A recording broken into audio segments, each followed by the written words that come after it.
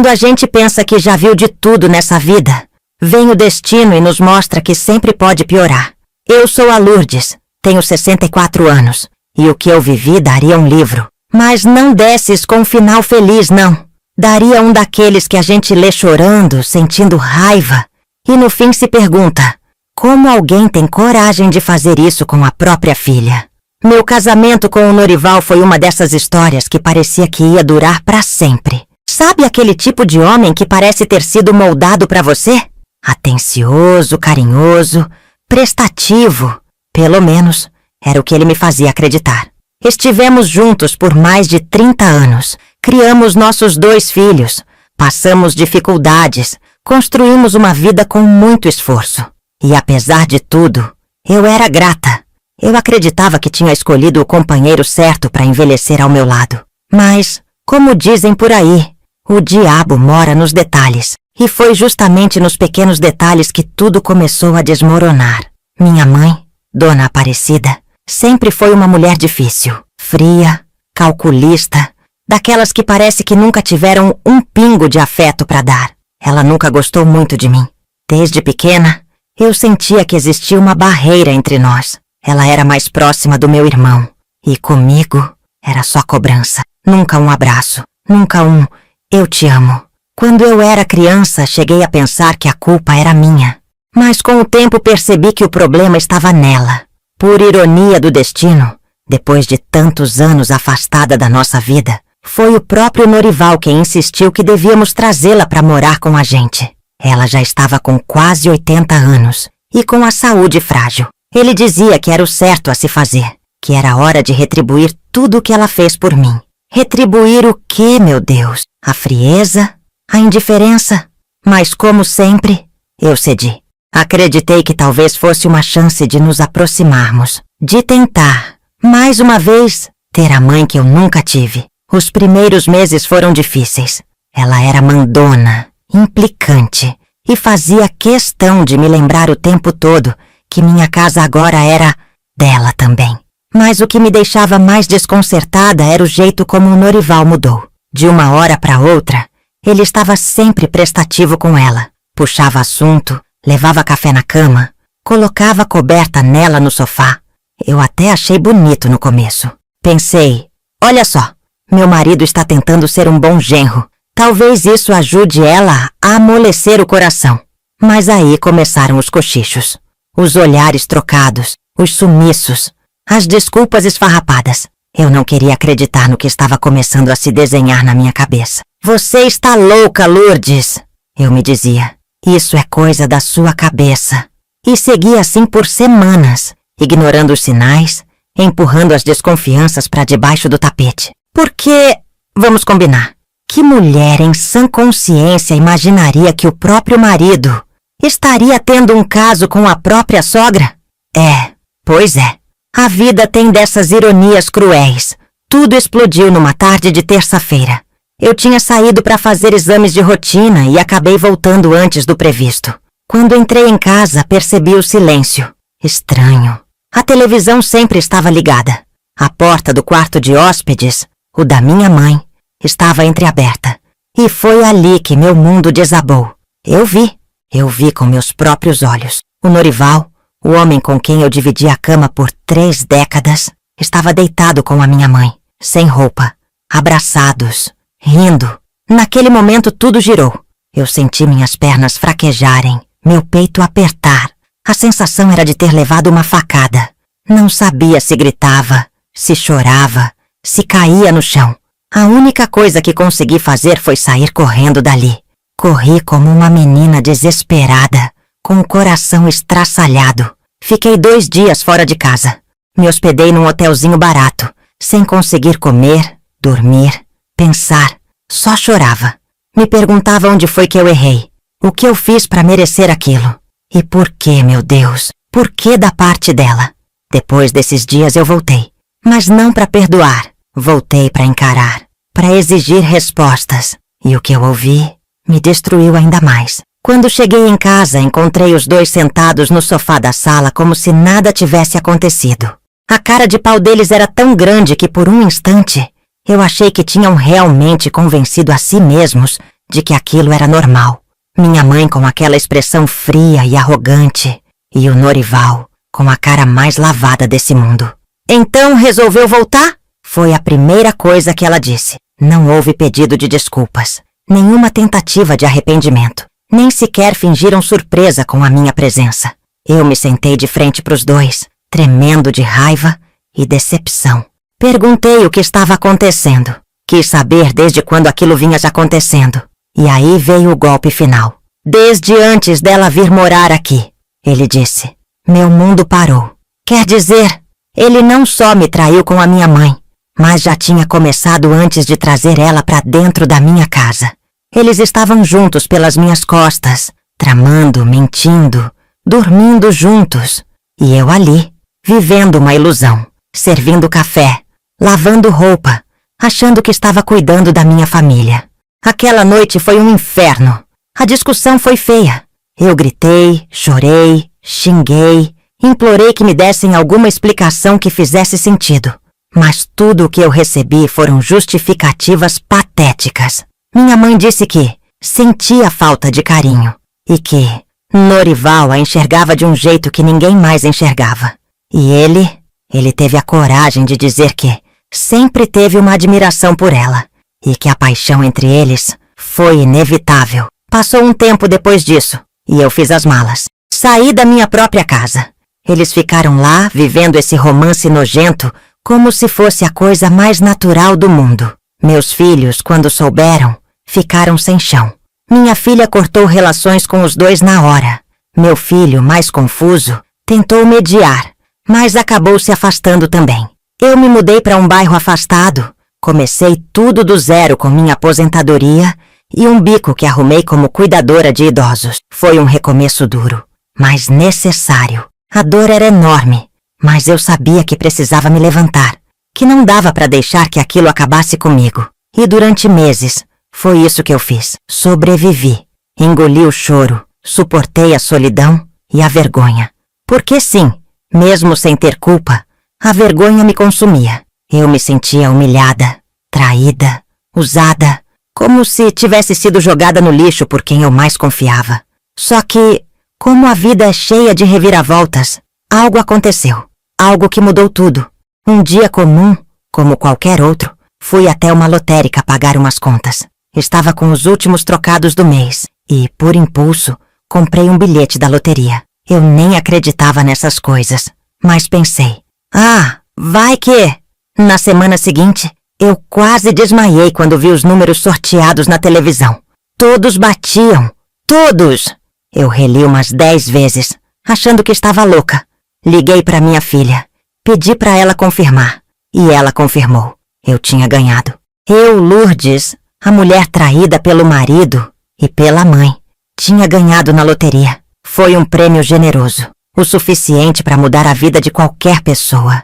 E foi aí que tudo começou a virar. Porque bastou a notícia se espalhar para que fantasmas do passado voltassem a bater na minha porta. Depois de anos sendo ignorada, esquecida e descartada pelas pessoas que um dia chamei de família, de repente eu virei a pessoa mais interessante do pedaço. Em menos de uma semana meu telefone tocava o dia inteiro. Gente que eu nem lembrava mais da existência aparecia do nada, dizendo sentir saudades. Mas o pior mesmo foi quando os dois, minha mãe e o Norival, reapareceram. Eles não me ligaram, não me mandaram mensagem, vieram até minha casa, sem aviso, sem vergonha. Era uma tarde quente de quinta-feira.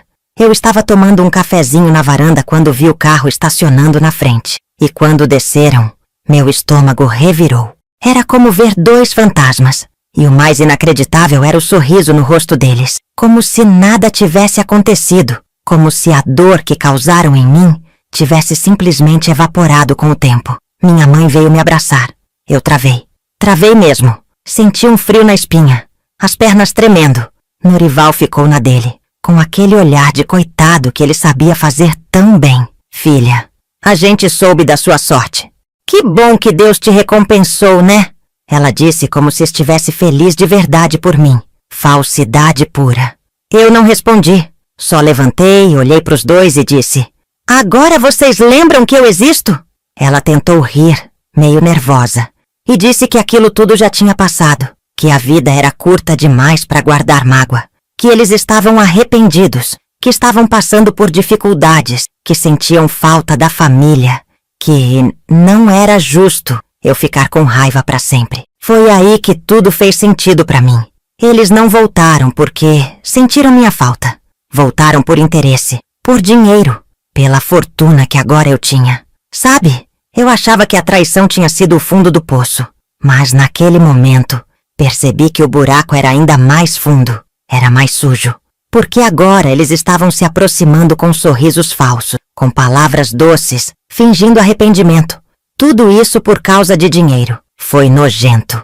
E mesmo assim, uma parte de mim hesitou. Porque, no fundo, ainda era minha mãe.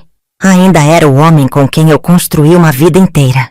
E essa parte ferida da gente, que só quer ser amada, às vezes grita alto demais. Mas aí eu respirei fundo e lembrei de tudo que vivi. De cada lágrima, de cada noite que dormi sozinha, sentindo dor no peito, de cada vez que me senti ridícula.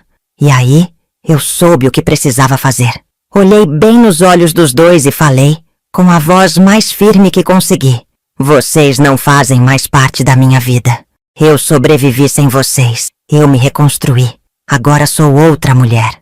E essa mulher aqui não precisa mais de quem a apunhalou pelas costas. Eles insistiram. Choraram, pediram mais uma chance. Mas eu fechei o portão. Ali, naquele instante, eu me libertei de verdade. Pela primeira vez em muitos anos, eu senti que estava no controle da minha vida. E foi aí que decidi que, se era para recomeçar, que fosse do meu jeito, sem olhar para trás. Depois daquele dia, fiquei em silêncio por horas. Sentei no sofá da sala, com a xícara de café já fria na mão, encarando o nada, repassando tudo o que tinha acontecido. Não era fácil digerir tanta coisa. A visita da minha mãe e do Norival tinha reaberto feridas que eu jurava estarem cicatrizadas. Mas eu não me permiti cair de novo. Não dessa vez. Levantei a cabeça, fui até o espelho da sala e me encarei. Vi ali uma mulher que já tinha chorado demais, que tinha sido enganada, usada, humilhada, mas que também tinha sobrevivido. Que tinha dado a volta por cima quando ninguém acreditava mais nela. E então, eu tomei uma decisão. Eu ia viver, de verdade. Pela primeira vez em muitos anos, eu ia me colocar em primeiro lugar. Comecei com coisas simples. Reformei minha casa, pintei as paredes de cores vivas, comprei uma poltrona nova para a varanda, onde eu tomava meu café todas as manhãs. Voltei a frequentar a igreja. Reencontrei amigas antigas. Entrei num grupo de caminhada no bairro. E foi num desses encontros que conheci o Tito. Ele era viúvo, morava a 2 quarteirões de mim. Tinha um sorriso calmo e um jeito de conversar que fazia a gente esquecer do tempo. Não demorou muito pra gente começar a tomar café juntos, depois das caminhadas. Depois, vieram os almoços de domingo, os passeios no centro, as risadas. Tito me escutava, me fazia sentir vista, querida. E, acima de tudo, me respeitava. Era tudo tão diferente do que eu tinha vivido com o Norival, que às vezes eu achava que estava sonhando. Mas a vida sempre dá um jeito de testar a gente, né? Numa manhã qualquer, enquanto regava as plantas, ouvi um barulho de carro parando em frente de casa. Quando olhei, meu coração disparou. Era o Norival de novo, mas dessa vez ele não estava com minha mãe. Estava sozinho e com um envelope na mão. Antes que eu pudesse pedir para ele ir embora, ele falou: "Só quero te entregar isso, Lourdes. Não vou tomar seu tempo." Fiquei parada sem saber se confiava ou não. Peguei o envelope com desconfiança, fechei o portão na mesma hora e entrei. Minhas mãos tremiam. O que seria agora? Mais chantagem? Um pedido de desculpas? Um golpe? Abri o envelope e vi que era uma carta, escrita à mão. E ali, Norival contava que minha mãe estava doente. Muito doente, que ela tinha sido diagnosticada com um câncer avançado e que os médicos já tinham avisado que não havia muito o que fazer. Ele dizia que ela chorava todas as noites pedindo para me ver, que se arrependia do que tinha feito, mas que achava que já era tarde demais. Fechei a carta com os olhos marejados. Foi como um soco no estômago. Eu queria sentir raiva. Eu queria manter meu coração gelado. mas era minha mãe. E então, mais uma vez, a vida me colocava diante de uma escolha difícil: seguir em frente e manter minha paz, ou voltar e encarar o passado, com todos os seus fantasmas. Respirei fundo, sentei na poltrona da varanda e fiquei ali por um bom tempo, com o vento batendo no rosto, tentando ouvir meu coração. Porque, às vezes, o perdão é mais libertador para quem perdoa do que para quem é perdoado. No dia seguinte eu fui até o hospital onde ela estava internada. Não contei para ninguém, nem para as minhas amigas, nem pro Tito. Aquilo era algo que eu precisava enfrentar sozinha. Entrei no quarto devagar, e lá estava ela, minha mãe. Tão frágil, tão magra, com os olhos fundos e os cabelos ralos. Quase não reconheci. A mulher forte, dominadora, altiva, parecia ter sumido. No lugar dela vi uma senhora cansada, lutando contra o tempo. Quando me viu, os olhos dela se encheram de lágrimas. Ela tentou se sentar, mas não tinha força. Lourdes, minha filha, você veio. Fiquei parada por alguns segundos, sem saber o que dizer. Tantas mágoas, tanta dor, tanto abandono. Mas também, ali estava minha mãe, pedindo para ser vista como um ser humano. Pela primeira vez. Vim sim, mas só para dizer o que ficou entalado aqui dentro por uma vida inteira. Ela fez um gesto fraco com a cabeça, como se aceitasse aquilo. Então eu me aproximei da cama, sentei ao lado dela e desabafei. Falei tudo, desde a infância difícil, o desprezo, as vezes em que ela me fez sentir invisível, as traições, as humilhações. Falei da dor que senti quando ela roubou o pouco de felicidade que eu tinha. E enquanto eu falava, ela chorava em silêncio. Eu fui uma péssima mãe, Lourdes. Eu sei, disse ela com a voz embargada. Mas eu achava que estava fazendo o certo. Eu era dura com você porque achava que o mundo ia ser pior e que você precisava ser forte. Mas não era sendo cruel que ia me ensinar isso, mãe. Ela assentiu, pegou minha mão com dificuldade e ficou ali, em silêncio, como se pedisse perdão com o olhar. Eu não disse que a perdoava, mas também não fui embora. Fiquei ali por horas, só segurando sua mão. Foi o máximo que consegui dar naquele momento. E talvez tenha sido o suficiente. Nos dias que se seguiram, passei a visitá-la com mais frequência. Levava frutas, lia livros para ela e até conseguimos rir de algumas lembranças antigas. Ainda doía, claro. As feridas não tinham sumido, mas estavam começando a cicatrizar, devagarzinho. Foi durante esse tempo que percebi o quanto o Norival tinha mudado também. Ele já não era aquele homem arrogante e seguro de si. Parecia perdido, meio culpado, meio abatido. Um dia ele me chamou para conversar no pátio do hospital. Eu sei que nunca vou merecer teu perdão, Lourdes, ele começou. Mas eu queria dizer que eu sinto muito. Por tudo. Por ter me deixado levar por aquilo. Eu era um idiota. Olhei nos olhos dele e percebi que ele estava dizendo a verdade. Mas aquilo já não tinha mais o mesmo impacto em mim. Eu não queria vingança. Nem precisava de um pedido de desculpas. O que eu queria era paz. O que passou, passou, Norival. A vida seguiu. E agora, eu só quero viver o que me resta com leveza. Ele apenas assentiu. E naquele instante, percebi que eu tinha vencido. Não porque ele estava arrependido, ou porque minha mãe estava sofrendo, mas porque, mesmo depois de tudo, eu tinha conseguido manter meu coração de pé. E sabe o que é mais curioso? A vida me deu uma nova chance, um novo amor, uma nova paz. E tudo isso porque eu não deixei a dor me endurecer. Mas essa história ainda não acabou. Alguns meses se passaram desde aquela conversa no hospital. Minha mãe ainda estava internada, mas já dava sinais de melhora. E mesmo com tudo o que aconteceu, eu continuava visitando, cuidando dela como podia. Não por obrigação, mas porque eu tinha decidido encerrar aquele ciclo com dignidade. Era a forma que encontrei de me libertar de tudo o que me prendeu por tantos anos. Nesse meio tempo, voltei a frequentar a pracinha do bairro. Sabe aquele banco que fica debaixo da mangueira, onde os idosos jogam conversa fora? Pois é, ali encontrei minha nova terapia. Às vezes eu só ficava ouvindo os causos, outras vezes me pegava contando os meus. E foi ali também que conheci o Agenor. Um senhor de olhar doce, barba branca bem aparada e um jeito calmo que me conquistou logo de cara. Ele não tinha pressa para falar, nem para viver. E isso foi um alívio depois de tantos anos lidando com pessoas que pareciam sempre estar em guerra com o tempo. E comigo. Começamos a nos encontrar com mais frequência. Um cafezinho aqui, uma caminhada ali. E quando me dei conta, eu tava rindo de novo. Rindo de verdade, daquele jeito que vem de dentro, sabe? Como se a alma estivesse sendo lavada. Um dia contei pra ele um pedacinho da minha história. Não tudo, claro. Não queria assustar logo de cara. Mas falei do abandono, das decepções, da solidão.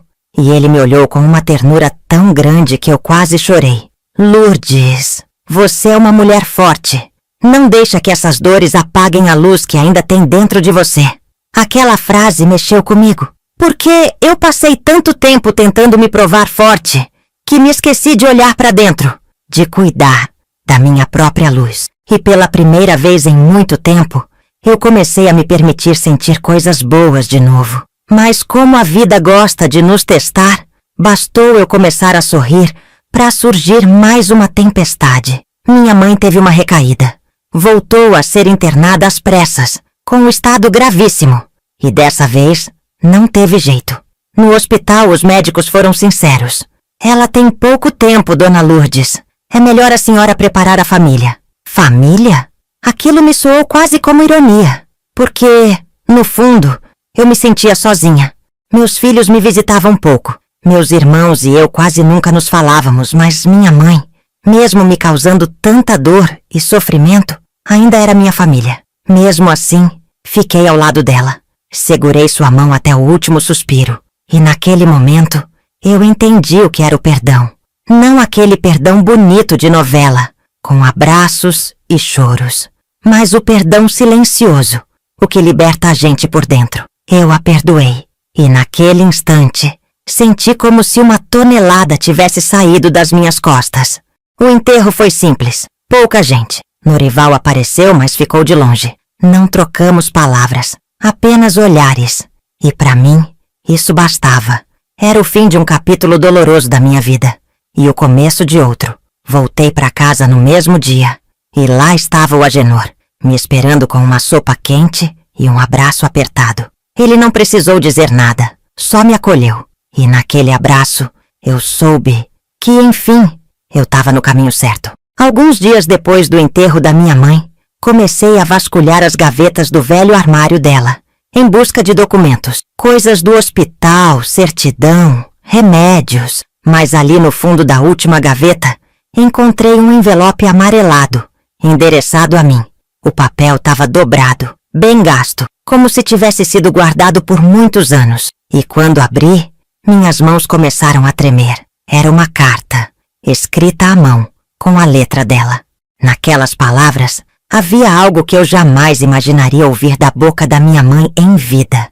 Um pedido de desculpas. Na carta ela falava mais ou menos assim: Lourdes, se você estiver lendo isso, é porque eu já não estou mais nesse mundo. Eu sei que não fui uma boa mãe. Sei que te fiz chorar mais vezes do que sorrir. Que te causei dores que nenhuma filha deveria sentir. Mas eu queria que você soubesse que, apesar de tudo, eu te amei. A meu jeito torto, duro, machucado, mas amei. Eu tive uma infância terrível. Fui criada na base do grito e da palmada. Não sabia demonstrar afeto. Não sabia cuidar. Só repetir o que fizeram comigo. Não tô escrevendo isso para justificar, mas para te mostrar que mesmo com todas as falhas, você sempre foi meu maior orgulho. Me perdoa, filha. Me perdoa por não ter conseguido ser o que você merecia. Eu chorei. Chorei como há muito tempo não chorava. Não de tristeza, mas de alívio. Era como se, de alguma forma, ela tivesse entendido. Mesmo que tarde demais. Aquela carta foi a última peça que faltava para que eu pudesse seguir em frente, em paz. A vida, depois disso, começou a se ajeitar.